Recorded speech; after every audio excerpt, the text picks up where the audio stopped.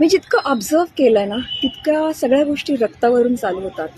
Just because सून हे आपलं रक्त नाही आहे, त्यामुळे तिला त्रास देणं आणि ह्या सगळ्या गोष्टी चालू असतात. सो मला आहे ना, खरंच हा प्रश्न विचारायचा की आपल्याकडे मग लग्न संस्कृती रक्तामध्येच का नाही केली गेली? याच्यामागे काहीतरी कारण असेल ना. कारण की आपल्या पूर्ण प्रत्येक मानवी जन्माचं सार्थक तेव्हाच आहे जेव्हा आपण दुसऱ्यांसाठी काहीतरी करू.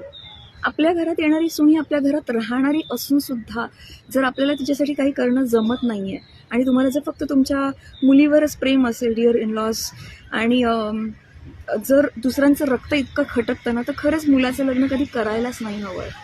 आपण थोडंफार मनाने मोठं होऊ शकत नाही का? रक्तच इतकं मॅटर करतं तर ब्लड बँकमध्ये रक्त कुठे तुमचंच असतं, तिथं कळतही नाही कोणाचं रक्त आहे, कोणाचं काय आहे. मग इतकं मनाने छोटं का व्हायचं? हृदयाची साईज आपण वाढू शकत नाही का? डिअर डॉटर इन लॉस, तुमच्या बाबतीत असं होत असेल आणि तुम्ही तुमची पॉवर रोज यूज करत असाल तर प्लीज करू नका.